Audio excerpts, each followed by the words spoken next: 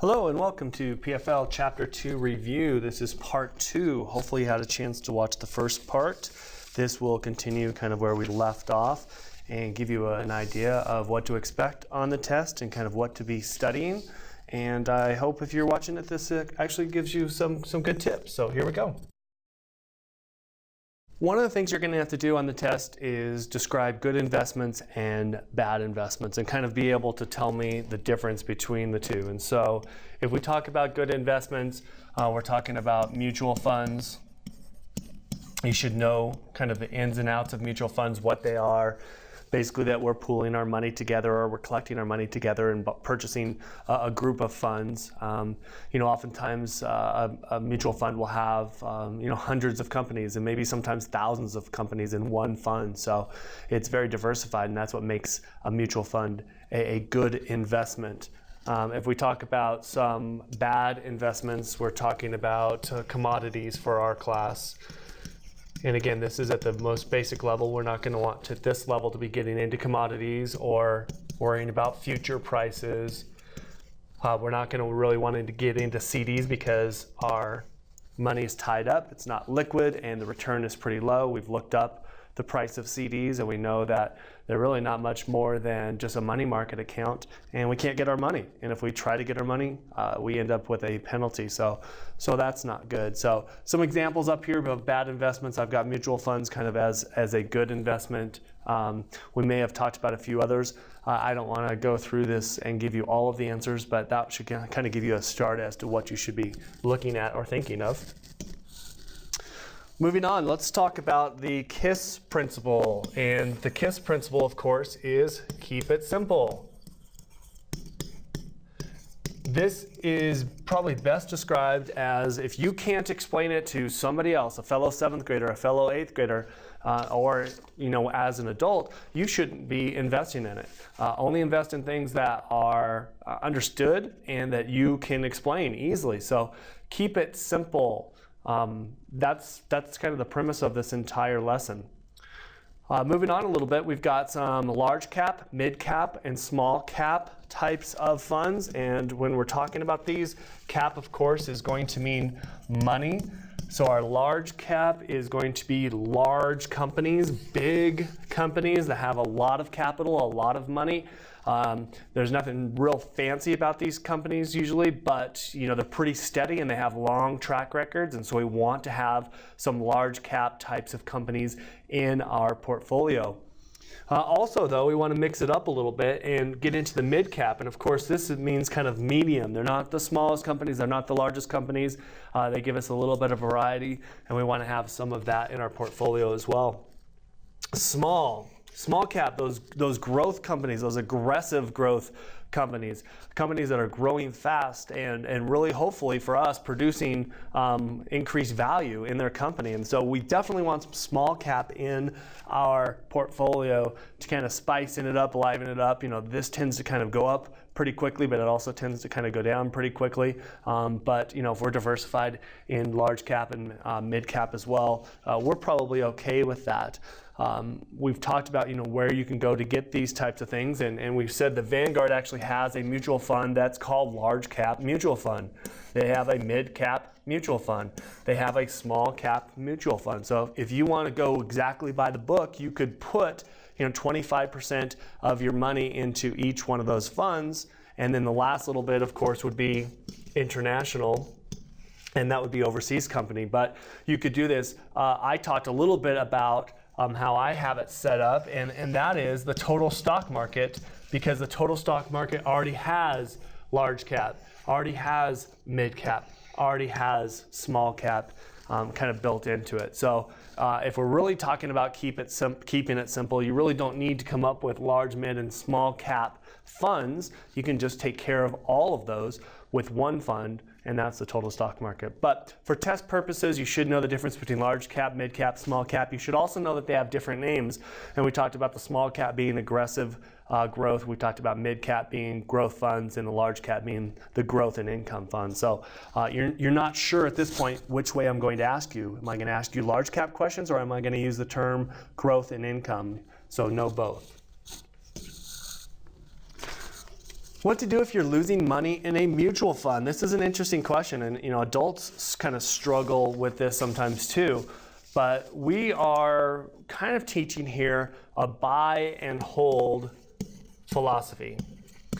And that's because we're not going to guess what's going to go up and what's going to go down. And we don't want to be actively trading these things because there's no way to really know what's going to happen. And so we're going to be as diversified as we can. We're going to spread our money out as best we can and hold on to that. And then when we need the funds in retirement, we will start to, sell a small portion of our funds. But basically, if you're losing money, a few options you have. You could call your broker or whoever you have it, and you could switch your funds to something else.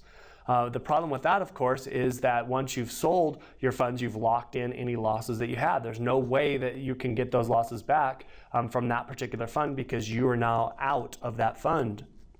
You could actually do something similar too, but actually pull it all out of the stock market and put it into a certificate of deposit or another bank type of fund. And of course, we wouldn't want to do that one either because we've locked in our losses and we've also put it into an account that's not liquid and doesn't give us a very good return at all. So that's probably not a hot idea either. We could just leave it alone and not put any more money into it. So we're not selling it, but we're also not continuing to put money in. But you know what? I don't really want to do that either because if the fund price has gone down and I'm relatively young, I'm buying stuff on sale now when the sale price has gone down or where the stock price or the share price has gone down. So I actually would probably want to be even putting in more money if I had it available. I wouldn't mess up my budget to do it, but if I had some money available and the stock price has gone down and I'm comfortable with my investments like the total stock market and the total international and I feel like that's diversified, I might say, hey, it's on sale now, I'll buy more. So I wouldn't stop investing.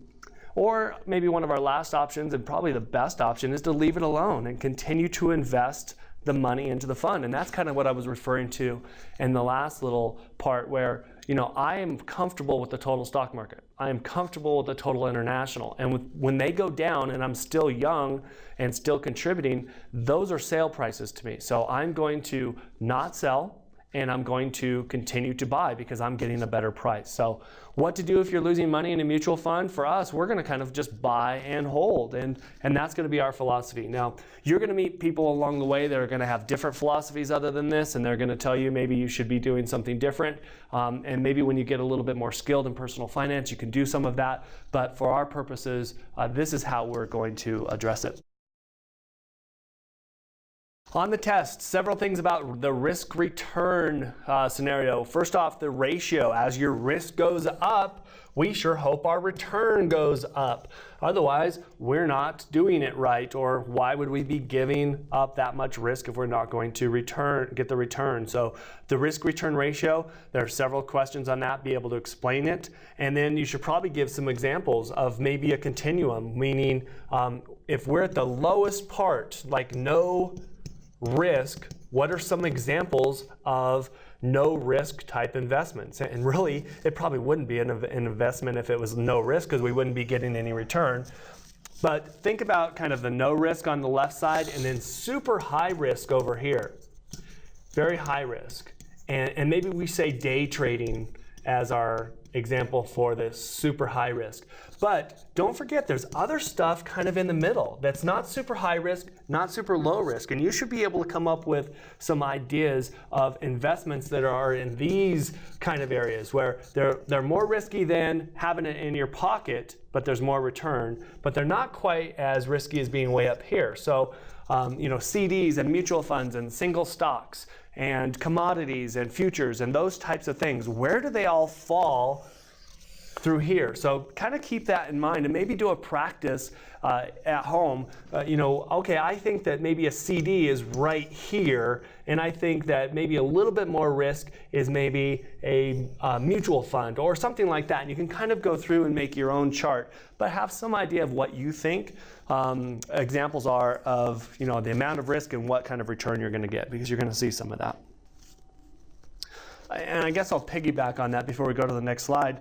And that's the understanding that, we are risking things when we invest. Investing is risky.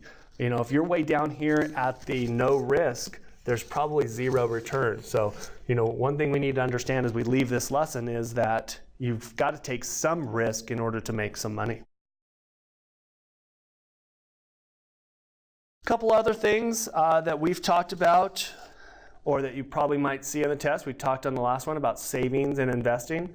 And I can see several. I've got the test right in front of me. You can't see that I have it in front of me, but I'm looking and I'm counting just that I can see 1, 2, 3, 4, 5, 6 questions right here about savings and investing and the differences between them.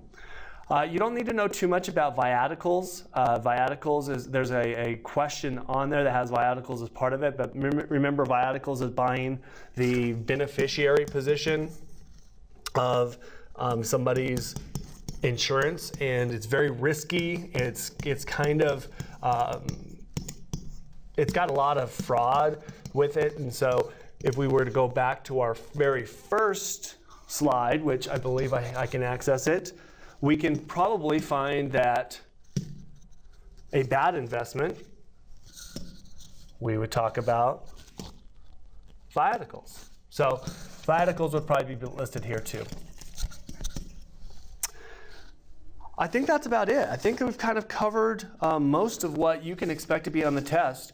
I don't want anybody to think that we have covered everything because it isn't my intent to sit here and give you all of the answers to the test, but it is my intent to give you a starting point. One of the most frequently asked questions I get from students is kind of what should I be studying, what might be on the test, what's there, and I think this will give you kind of an idea. So if you're watching it, you're probably going to do better on the test than if you didn't watch this. At least that's my hope. Please tell me in the comments what you thought. Thanks for joining me.